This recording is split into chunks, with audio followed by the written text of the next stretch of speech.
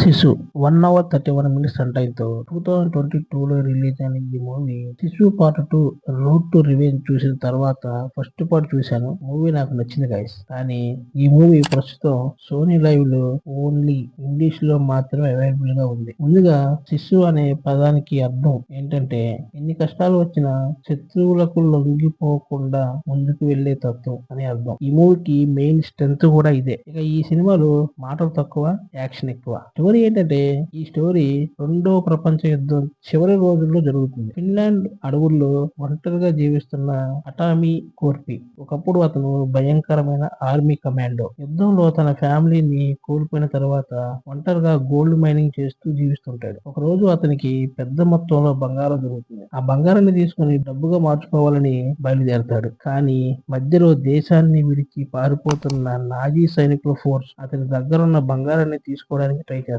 ఇక వీళ్ళ మధ్య జరిగే వార్లు ఎవరు గెలిచారు, ఎవరు ఓడిపోయారు అన్నది శిశు మెయిన్ స్టోరీ. ప్లస్ పాయింట్ విషయానికి వస్తే ఈ మూవీలో లొకేషన్ చాలా అట్రాక్టివ్ గా ఉంటాయి. White snow, dark tone visuals సినిమాకు ఒక స్పెషల్ ఐడెంటిటీని ఇస్తాయి. కొన్ని సీన్స్ చూస్తే ఇదేం పిక్చరా అనిపిస్తుంది. అదే ఈ సినిమాకి పెద్ద ప్లస్ పాయింట్ కూడా. డైరెక్టర్ స్టైల్ చాలా క్లియర్ గా ఉంటుంది. యాక్షన్ సీన్స్ ఎక్కడ బోర్ కొట్టకుండా చాలా బాగా డిజైన్ చేశారు. ఎడిటింగ్ కూడా చాలా టైట్, అనవసరమైన సీన్స్ ఏమీ ఉండవు. ఇది ఒక different type movie. Different concept movies ఇష్టపడే వాళ్ళకి ఈ మూవీ ఖచ్చితంగా నచ్చుతుంది. కొన్ని యాక్షన్ సీన్స్ లో బ్లడ్ చాలా న్యాచురల్ గా చూపిస్తారు. కొన్ని సీన్స్ అయితే చాలా రోజుల పాటు మైండ్ లో గుర్తుండిపోతాయి. మైనస్ పాయింట్ విషయానికి వస్తే మెయిన్ మైనస్ పాయింట్ ఈ మూవీ స్టోరీ చాలా సింపుల్ గా ఉంటుంది. Deep drama, emotional layers expect చేస్తే డిసప్పాయింట్ అవుతారు. కొన్ని యాక్షన్ సీన్స్ రియాలిటీకి సంబంధం లేకుండా ఉంటాయి. అంటే లాజిక్ వెతికే ఆడియన్స్ కి ఇవి పెద్దగా కనెక్ట్ కావు. సపోర్టింగ్ క్యారెక్టర్స్ కి ఎక్కువ స్కోప్ ఇవ్వలేదు. మొత్తం స్క్రీన్ ఫోకస్ హీరో మీదే ఉంటుంది. డైలాగ్స్ తక్కువగా ఉండటం వల్ల